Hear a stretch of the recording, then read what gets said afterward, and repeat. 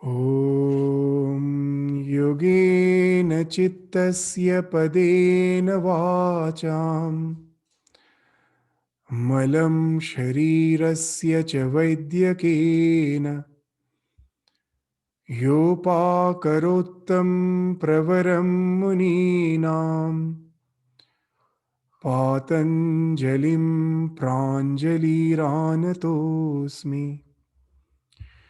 I prostrate with folded hands before Patanjali, who benefited mankind by delivering yoga for mind, grammar for speech, and by removing impurities of the body through medicine. So, in the last class, we were studying the 12th, 13th, and the 14th Sutra of the second chapter of the Patanjali Yoga Sutra.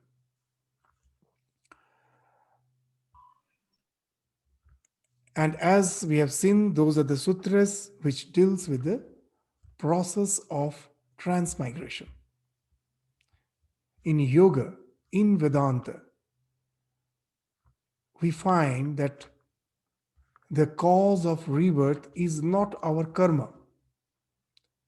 The actions don't bind us.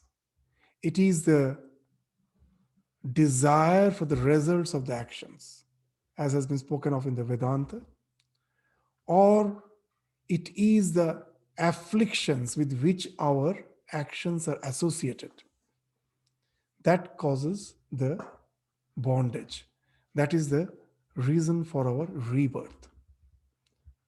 So actions may go on, but if it is non-afflictive, if I am always aware of the fact that I am the conscious principle, I am the Purusha, I am the eternal witness, everything else is a flow, I am just the observer of the flow.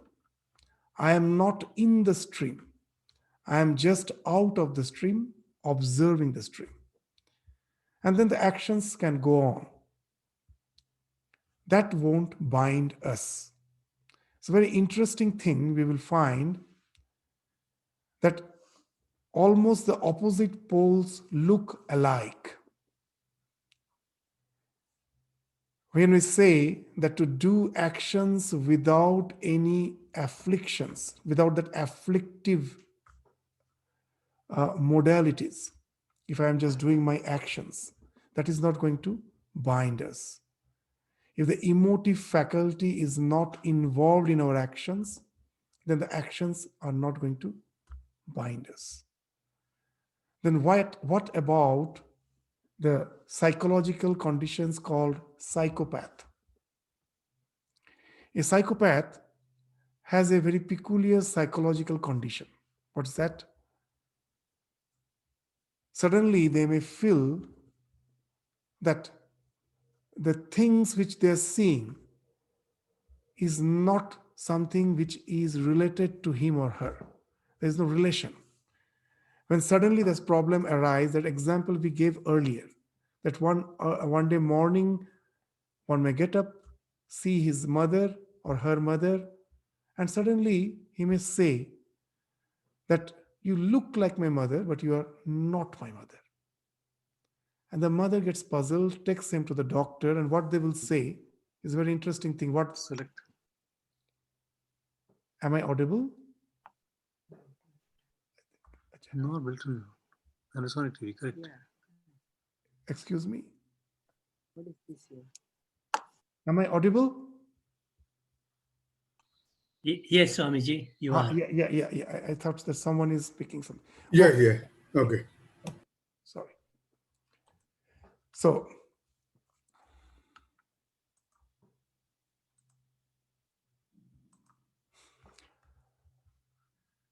that emotive, that what happens, that very interesting, the way we are perceiving, as we have already just discussed it previously, our perceptions are all piecemeal perceptions.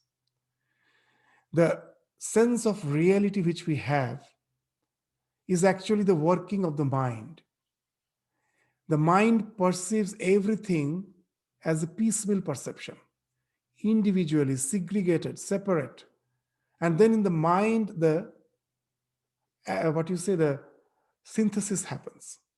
To give an example, when I'm seeing the red flower, the redness is perceived in one center, the fragrance is perceived in some other center, the form of the flower is again perceived in some other center. And all these perceptions, these are the piecemeal perceptions. These piecemeal perceptions actually are the tanmatras, tat matra, only that.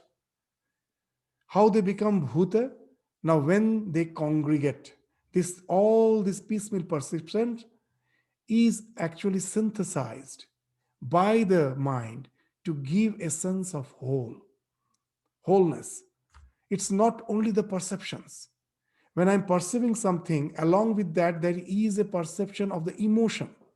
That when I see my mother, apart from the form, apart from the figure of the mother, that my emotion faculty also, there's a center in my mind, there's a mind perception center where the emotion faculty also is actually activated.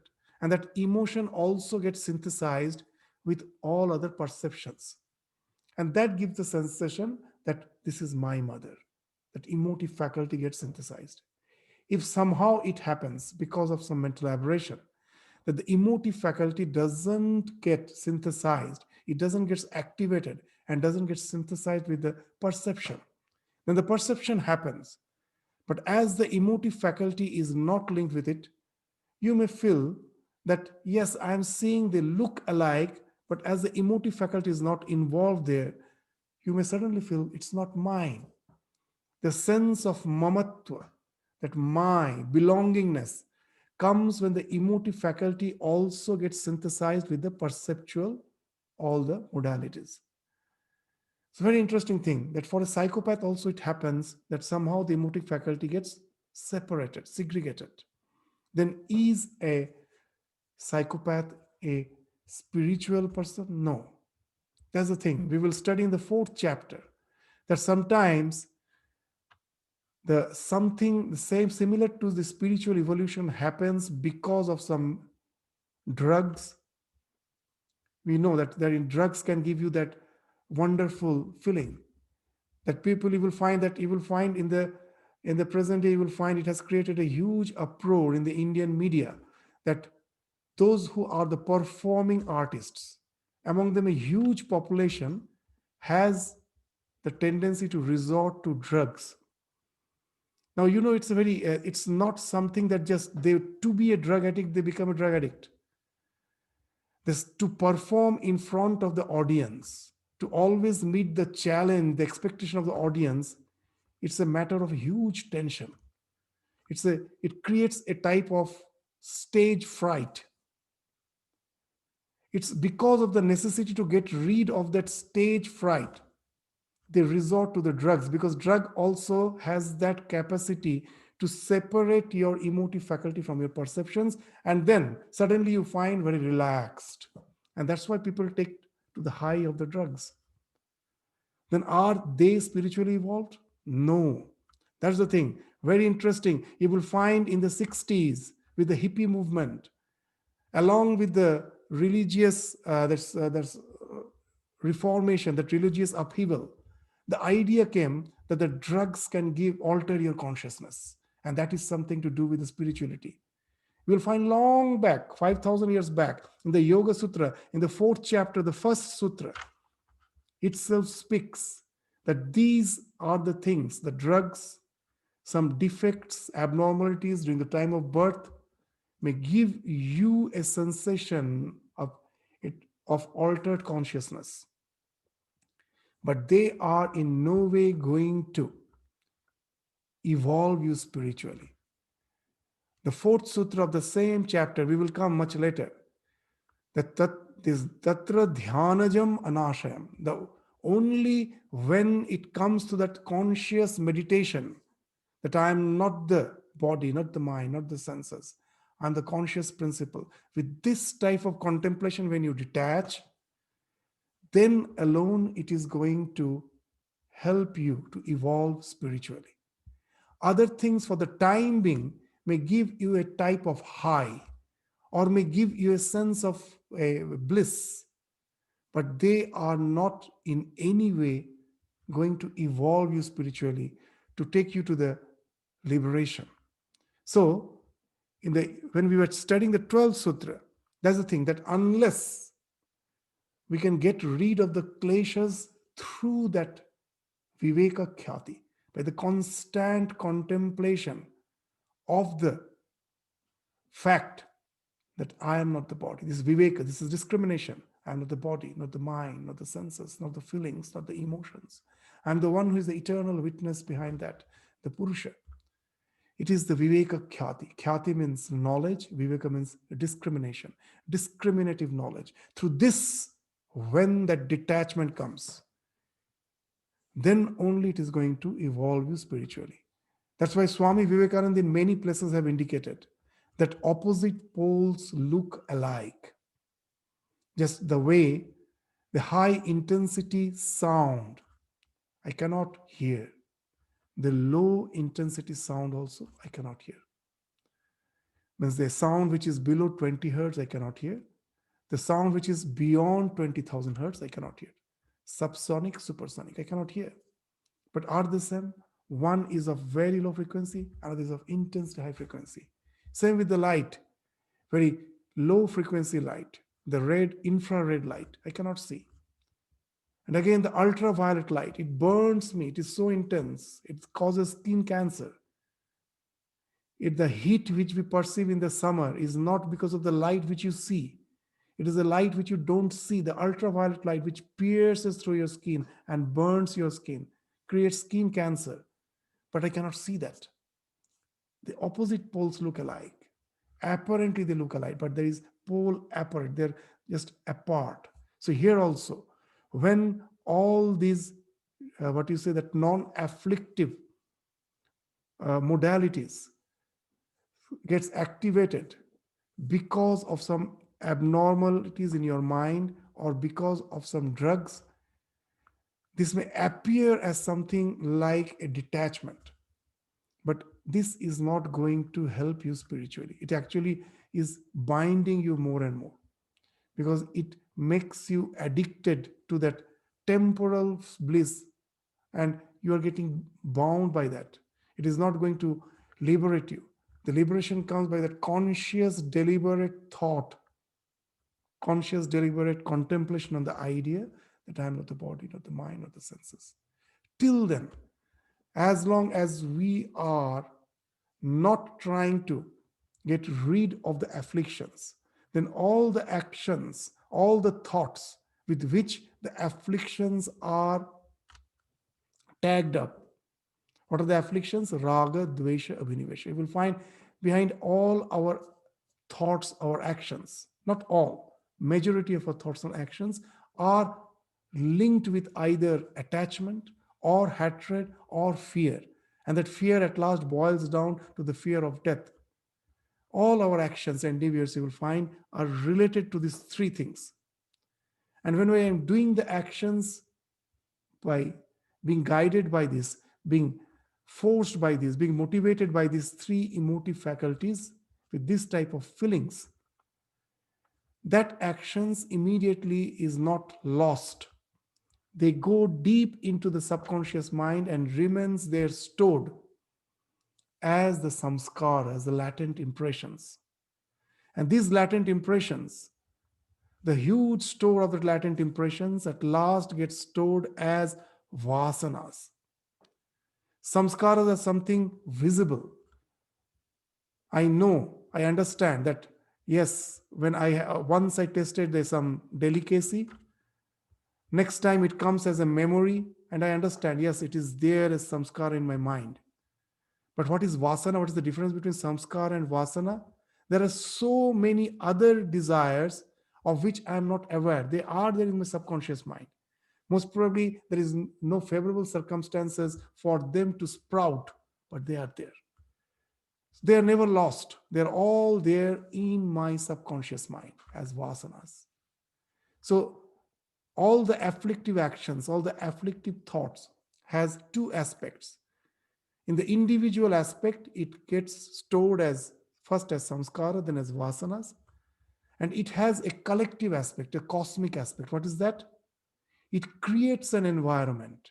My actions will be creating an environment where I will be gravitated.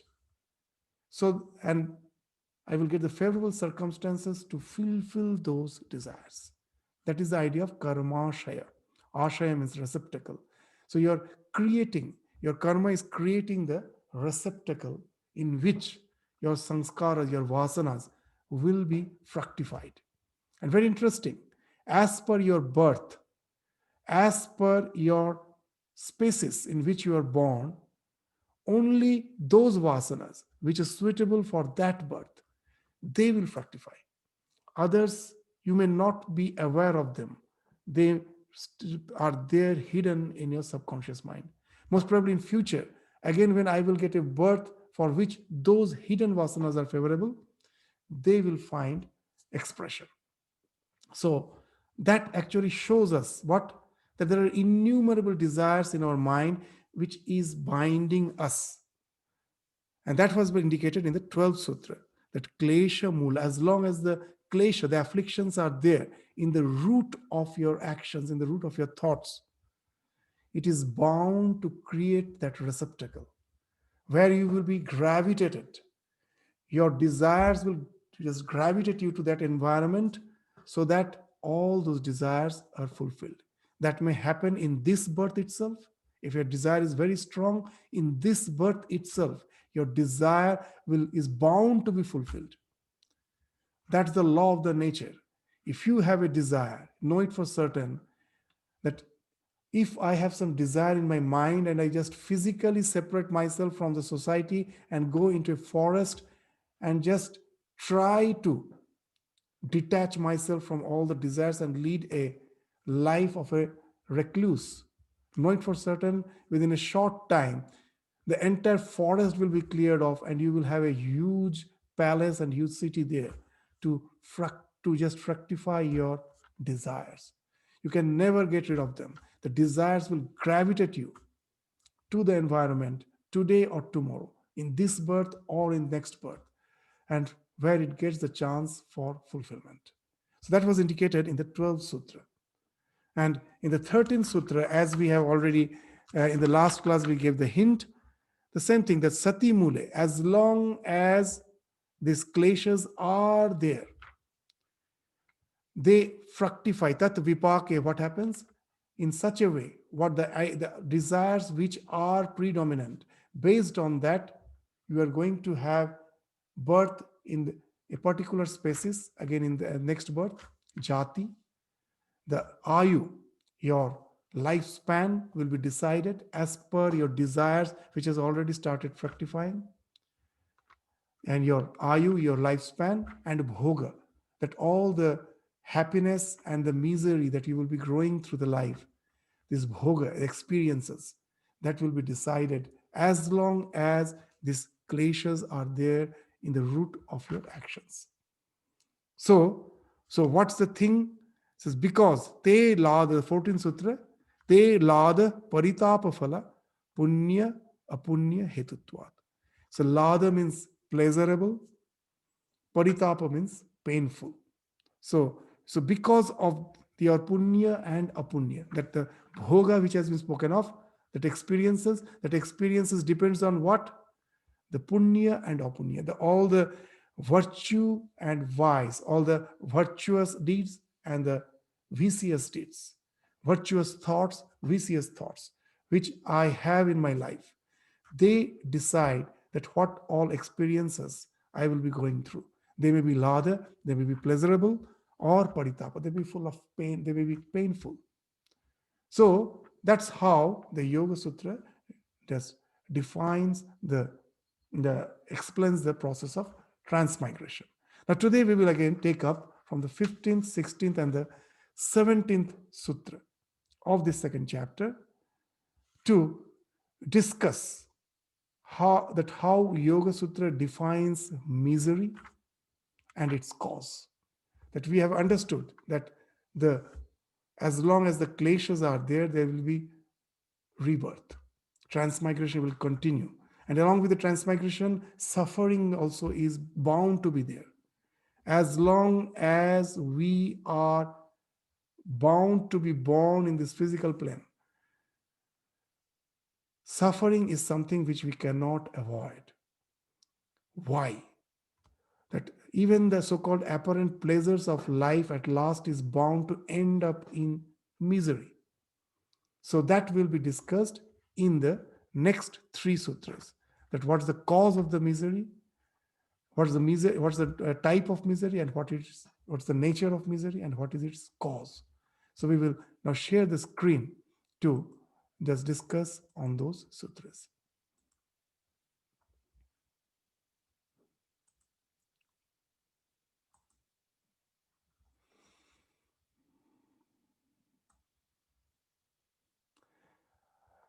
The 15th sutra, it describes the misery which results from all our thoughts and actions which are afflictive.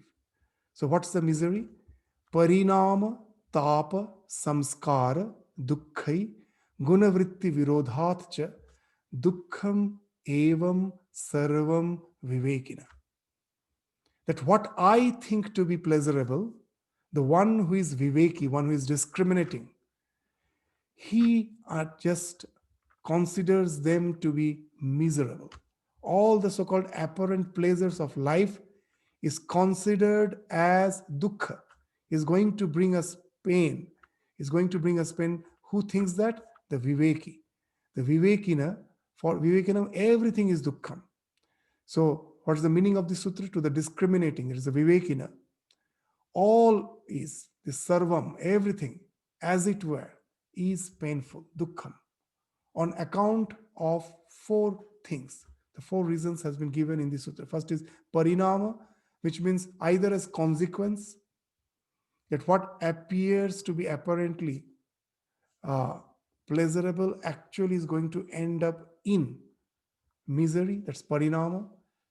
As anticipation of loss of happiness, even when you are enjoying, you may not think of the consequence. You may say, I am quite happy with the present. But you will find, even when you are enjoying the life, constant concern is there. That any time, the factors which has resulted in the happiness may not be there. And I may again be in abject misery.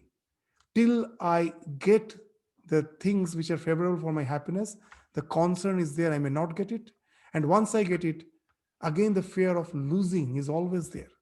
It is the same with the money, it is the same with the relations. As long as I don't have a good job, I don't have good salary, I am concerned, I may not get it.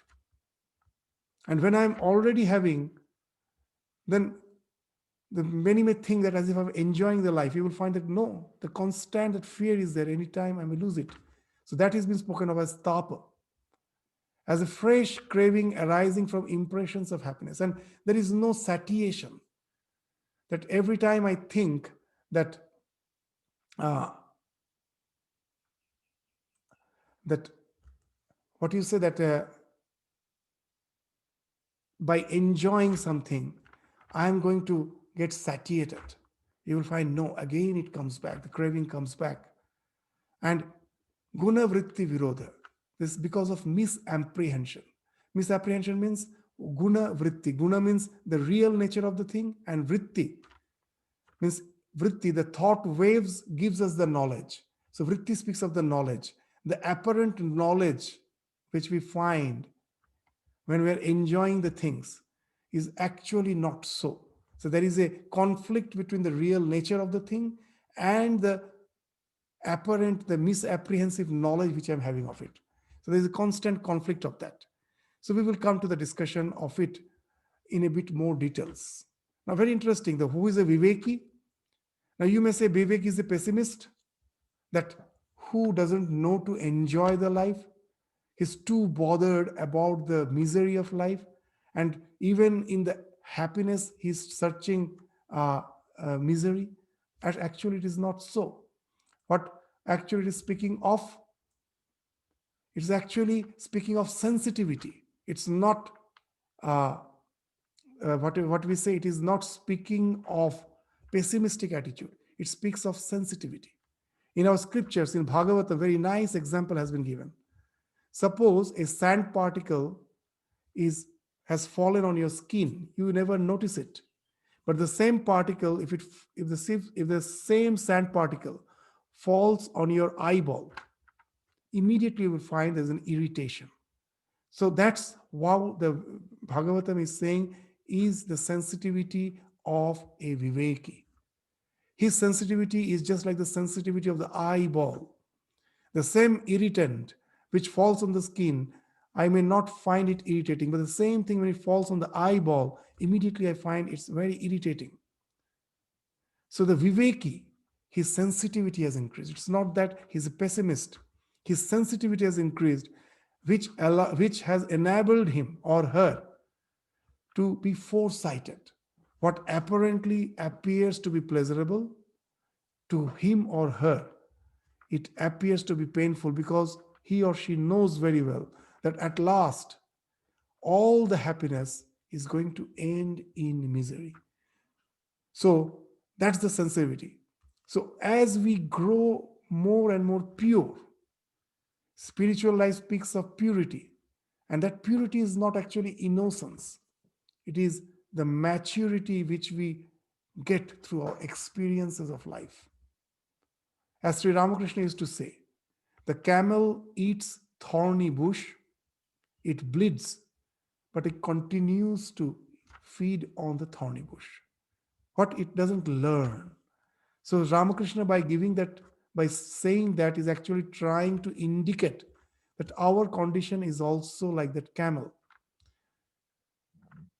The life is constantly giving us misery, but from the experiences we never learn. We go on continuing the same mistakes again and again, life after life. Very interesting that Swami Sharadananda was asked after a lecture session. It was his first lecture session. After that, there was a question answer session.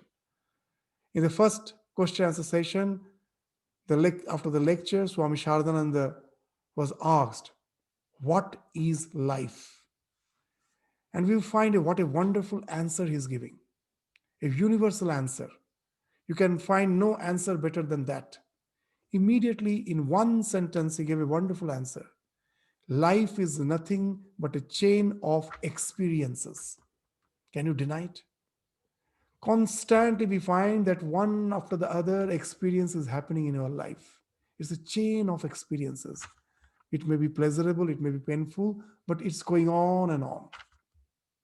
The one who questioned found the answer to be wonderful, but immediately he counter questioned, again put another question. Then what is the aim of life? Just to go through this unending experiences. What's the aim of life? What's the purpose of life? Again, in one sentence, Sharadanandaji is giving a very nice answer. To learn from those experiences. We never learn. Once we learn, we become sensitive. We won't go on continuing the same mistake again and again. We will learn that all these so-called apparent pleasures of life is ultimately going to give us misery, is going to give us unhappiness. We will find a wonderful example in the life of Sri Ramakrishna to understand that who is a Viveki. From the has such a foresightedness that gives the sensitivity that at the very beginning itself, they get aware of the fact that I shouldn't proceed. It is going to end up in misery. In the life of Ramakrishna, now Ramakrishna has already taken the vows of sannyasa. He was a renunciate. Now, as per the samskara is concerned, that he had to go through the marriage. It has some divine purpose. But at the same time, though that samskara, the marriage samskara, he had to go through, but he was a true sannyasi. So the question of leading a family life never arise. So now when Ramakrishna used to come back to Kamarpukur every year for 2 to 3 months in the rainy seaon, the Chaturmas, when the Ganges river becomes too muddy, and that's the water everyone is to drink, and that's the time everyone gets sick. So that's the time Ramakrishna used to come back to Kamarpukur from Dakshineshwar. And Holy Mother, that was a child marriage, that she was just growing up. She has just attained her puberty. That's the time when Ramakrishna used to come from Dakshineshwar to Kamarpukur. Holy Mother used to come from Jairambati to Kamarpukur to serve the master. And there was a wonderful relation. How they were husband wife, but it was a relation of a guru and shishya. Ramakrishna throughout the day, playfully, will be actually advising her, instructing her in all the things which has to do with the spirituality. And now we'll find that how playfully he instructs. One day, Holy Mother, the young Holy Mother, she was just a teenager at that time. She was brooming the courtyard. And Ramakrishna was sitting in a corner of the courtyard. And just as he used to do, as was his nature, playfully instruct. Suddenly, Ramakrishna, to bring home the transient nature of life, started playfully saying something to Holy Mother. Holy Mother with a huge, in the olden days, the traditional, that the wife will have a huge veil. So she was totally veiled and was brooming. Her face couldn't be seen. But Ramakrishna knew that she is hearing. So he started saying that see how life is transient. That you most probably have the first child and it just grows. It has grown so that after 6 months, you are going to give him the first rice in the rice giving ceremony. In the olden days, the pandemic like malaria, cholera was something rampant. So Ramakrishna in those days, as he was aware of all those diseases, which used to just engulf village after village. So he started saying that after 6 months, when you are about to have the first rice giving ceremony, and you are so happy, you adorn yourself with the most beautiful sari with ornaments. You have invited the guests, you are enjoying, and suddenly you find the child has fallen sick. And then it is found that he is having cholera. And within 2 days, he passes away. The child passes away. And you just remove all your ornaments, you just take away your costly clothings, and you are in total abject misery. You're crying. And then again, most probably after a year or two, another child is born, and this child dies of malaria. Again, the same fate. Again, you are about to enjoy and you are in abject misery. That's the nature of the life. Ramakrishna was just playfully just saying that one child is born, it dies. You are happy, and again you are in misery. And now suddenly, from behind the veil, in a very feeble voice, the teenager, Holy Mother, remarked, what she remarked? Will all of them die? Just see, it's a very, very innocent statement. As such, as per we are concerned, it's a very innocent statement. But what is that viveki? That the sensitivity has become just like a sand particle falling on the eyeball. Ramakrishna immediately jumped up. No more joke, no more fun. He jumped up from his seat, and what he remarked is, oh, it seems I have stamped on the tail of a venomous snake, of a very venomous snake. Why? And Holy Mother was so embarrassed, she immediately ran inside the house. Now, this is that maturity through experience. What's the thing? The moment Ramakrishna heard, will all of them die?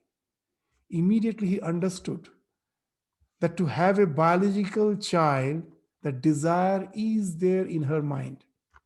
And as she is the wife of as she is his wife, naturally it speaks of a biological relation which he can never have because he has already taken sannyasa. And that's why that immediate awareness, he jumps from the seat, no more fun. Mother runs inside, and he's just what he's saying. Oh, it seems I have stamped on the tail of a venomous snake, of a venomous snake.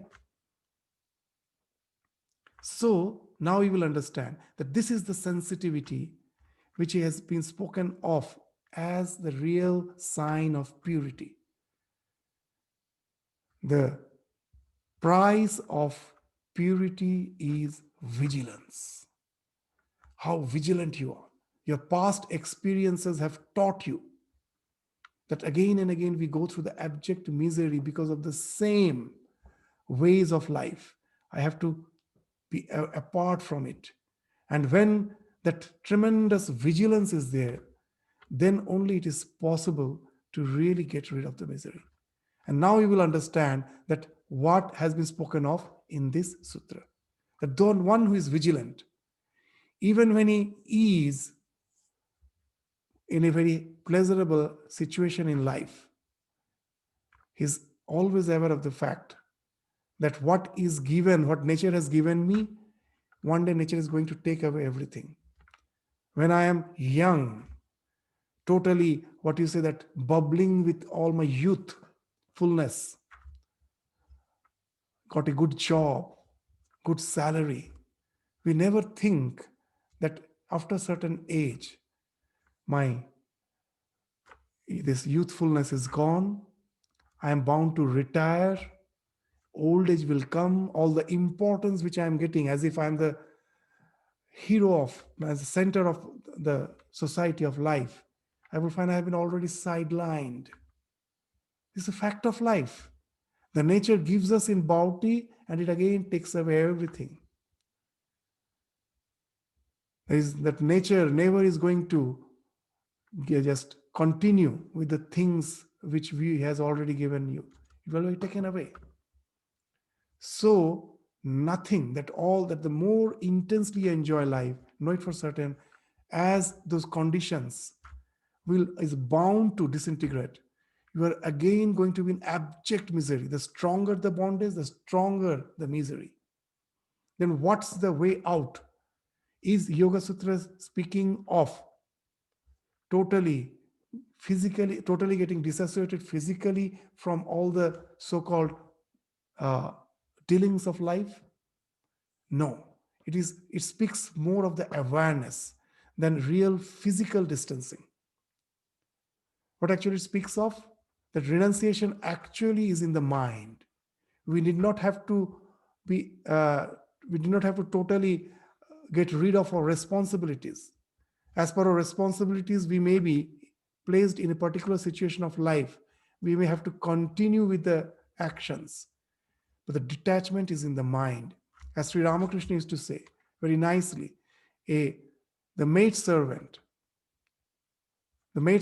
works for the landlord and just goes on saying, it's my house, the landlord's house is my house, landlord's child as my child.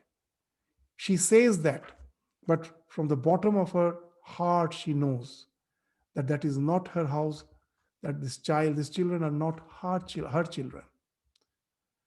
She knows from the bottom of the heart. So that's how, there's a nice way of saying it. So that is saying in Bengali, what? That sadhu hobe, sadhu sajbe na. Grihastha sajbe, grihastha hobe na. When you should feign as a householder, never become a householder.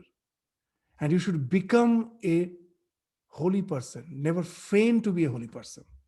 Very interesting. We just do the opposite. We are extremely engrossed as a householder and we feign to be a holy person. How nicely it has been told. Just opposite we have to do. Don't feign as a holy person.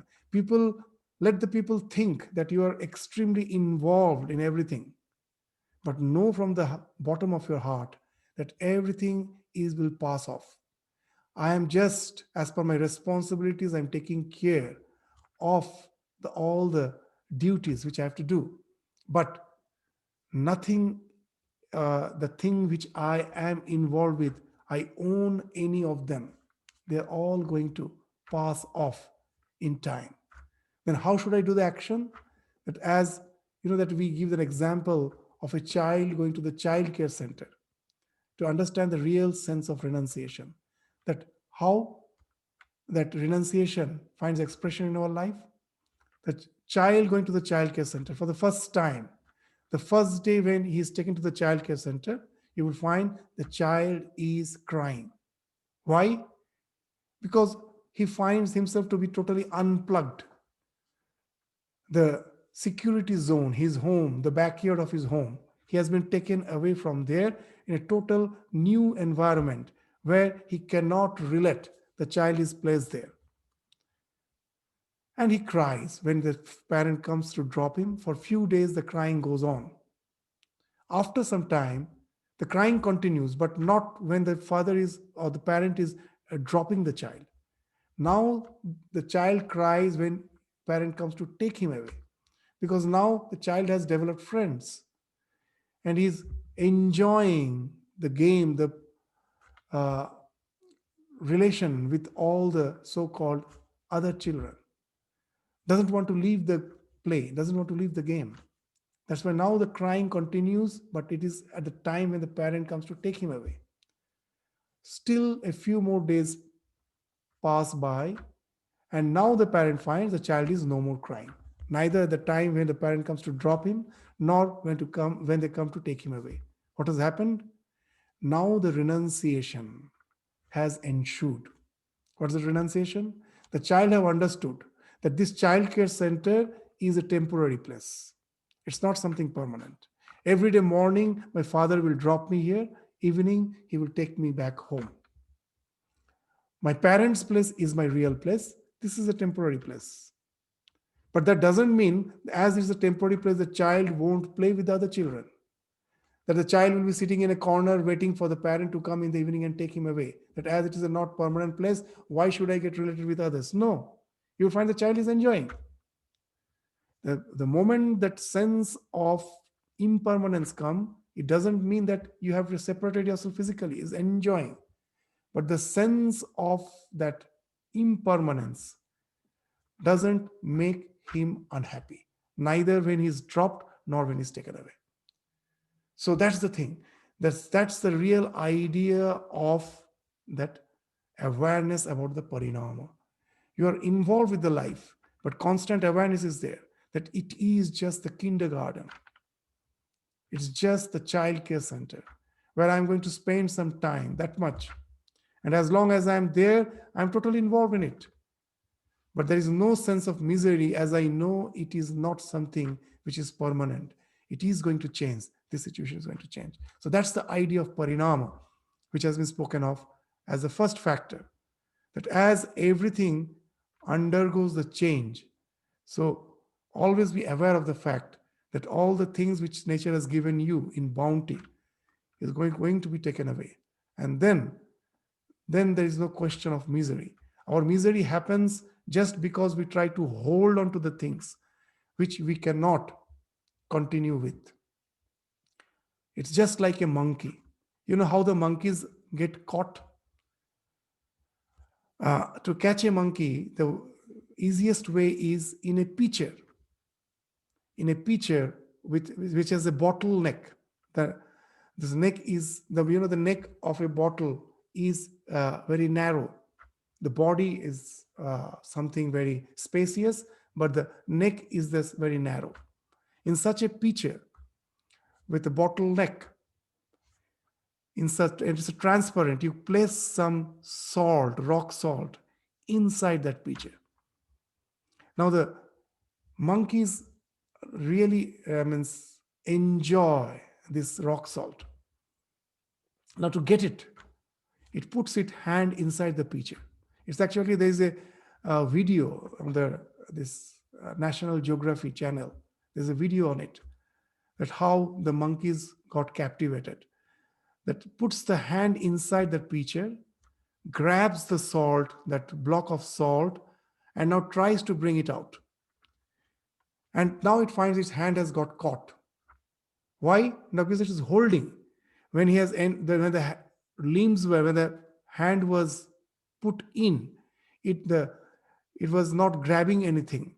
All the fingers were free. It just went inside. Now, as it is grabbing something, it cannot pull out. It tries hard. It cannot pull out. It never, what you say, that it never dawns in his mind that let me release the hold. I can just get rid. I can come out of this bondage. It wants to get the thing and goes on trying, and that's how it gets bounded. And we think it's the monkey which doesn't have that intelligence. Are our condition any different from that? We are also doing the same thing. That we have got hold of something we don't want to give away, and that's the cause of our bondage. That's the cause of our misery. And that's what has been been explained by the term parinama. But we aware of it. When the time comes, have the capacity to leave the hold. Otherwise, you are caught. The next is the tapa. What is tapa? That, as we told, that as a human being, constant our endeavor is for yoga and kshema. Here the yoga doesn't mean in the spiritual sense. Yoga means to get united with your desired object. It may be some worldly goal that I want to get established in life. I want to have a good job. I want to get married. All those are your goals. So yoga means union with that. As long as you don't have the union, you're trying, endeavoring, that is the yoga. And once you have attained that, to preserve is the kshema. To get your desired object is the yoga, and to protect it is kshema. To preserve it is kshema. So throughout our life, our endeavor is for yoga and kshema. Various yoga kshemas are going on. For the various objectives, the yoga and kshema. And you will find what is the tapa? Constant, that anguish is there. As long as I have not attained any my desired goal, there's a constant anguish that I may not get it. That luck may not favor me. I may not be destined for all the desires which I have. I may miss out. So that constant anguish is there. And once you get it, that anguish is not got. Again, that anguish is there. I may lose it. The richest man is in the world is not happy, doesn't get sleep because the constant fear. I may lose my wealth. I may lose my power. It constantly goes on. So this anguish of yoga kshema has been indicated by tapa. So I can never enjoy anything with total free mind. I'm always careworn. I can never be carefree. And that has been indicated by tapa. So these are the reasons for which everything is ultimately miserable. Next is samskara. That when a craving has developed, I feel once I fulfill it, I will be satiated.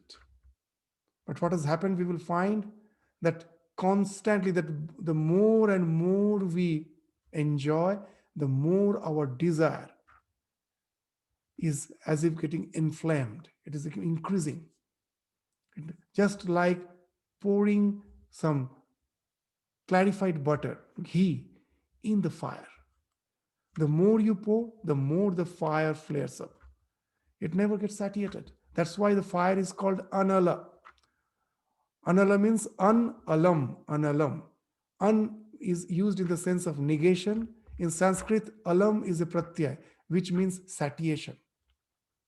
The thing which is never satiated is analam. Why fire is called analam? It's never satiated. The more you pour oblations, the more it gets flared up. So desires are like that. The samskara, the ones you enjoy, immediately as a latent impression, it gets grooved in your mind. And that, because of that groove, again the desire, whenever it gets favorable circumstances, it comes back as memory. Again you enjoy, the groove becomes more deepened. the intense, the desire for, the craving for the thing gets intensified. It never gets satiated. So, like a bee, we came to enjoy honey. Like if we want to sip honey, we sit on the honey and we are sipping the honey and we think, oh, it's such enjoyable thing. And now after some time, I try to fly off and I find I cannot. My wings have got stuck in the honey. And that's what happens with all our desires. And that's how at last it ends up in misery. So the third cause is samskara, parinama, tapa, samskara. So like a bee, we want to sip honey and our wings get glued to the honey. The last is the guna vritti virodha. So what is this guna vritti virodha? Now, vritti, as we told, vritti results in khyati, jnana. That whenever there's waves are there in your mind, mental thought waves, modulations, whatever gets reflected, that is your knowledge. When I'm seeing the flower, the waves of my mind is reflecting that flower, and immediately I get the knowledge of the flower. So the vritti actually is fixed of jnana. The vritti results in knowledge. As long as the vrittis are there, constantly we are getting knowledge. But that knowledge pertaining to all the apparent pleasures of life contradicts the guna or the real nature of pleasure. I can never get the real pleasure. I think that this is going to give me pleasure. But the nature of the thing is such that my knowledge is actually deceiving me. It is not going to give me pleasure. In the words of Swami Vivekananda, that it is like ever running, never reaching, nor a distant glimpse of the shore. As we have discussed previously, that what's the nature of so-called happiness? The nature gives us happiness to use it as a tool to do us something by which it is sustained. We are actually the victim of nature. You'll find that how the happiness works, that when the moment your desire is fulfilled, you reach the peak and ecstasy. But the next moment it evaporates, it's not going to continue. Whether it is food, whether it is any other desire. The moment you get it, you go to the peak of ecstasy, it evaporates. Next time, you will find our memory is so selective. I always remember the peak. I forget the evaporation. That's why our past is always so golden, past is always golden. Because the mind is constantly deceiving us. In our life, always we had the mixture of happiness and misery. But as we go on aging and look at the past, our mind, our memory has filtered off all the conflicts which you have gone through, only the happy things. That is the thing which you remember. And that's why past is always golden. That's the way the mind is deceiving us. So when you are remembering something, it always appears to be so good because you always remember the ecstasy. You forget the evaporation. Why it is happening? Because the nature wants to do the thing again and again. By that, it is sustained. You will find there is more happiness in anticipation than in the act itself. Again, the same thing. Once you anticipate something, the nature immediately gives you joy because that will motivate you to do something. And when you're doing it, you find you're in a plateau because the nature's work is already done. Through the anticipation, it has already motivated you through happiness to do the thing. So when you're doing it, what's the use? The nature's purpose has already been served. It is not going to give you happiness. So happiness actually is a tool of nature. So anything, if you just see, actually is not going to give us happiness. So constant the dissatisfaction is there. Ever running, never reaching, nor a distant glimpse of shore. You know that Mick Jagger, many of you have heard of the Rolling Stones. When he sings that I can get no satisfaction, I try and try and try again. There's a song. So he himself doesn't know that he's actually speaking of the Buddhist philosophy. What is that philosophy? Of dukkha. Dukkha doesn't mean that first noble truth of the Buddhism. It doesn't mean Suffering, it means dissatisfaction. Both are not same. You may say both are same, both are not same. Just to give an example, when you are enjoying a delicacy, if I ask you, are you suffering? You will say, no, of course not. But are you satisfied? Immediately a big question mark will be there in your own mind. You'll find you're not satisfied, because when you are enjoying the delicacy, already you have developed to have a second serving. So you're not satisfied. So dissatisfaction and suffering are not the same. So if you translate dukkha as suffering, it will be a wrong translation. The real translation is dissatisfaction. So this Gunavritta Virodha speaks of this dissatisfaction, ever running, never reaching, not a distant glimpse of shore. That has been spoken of.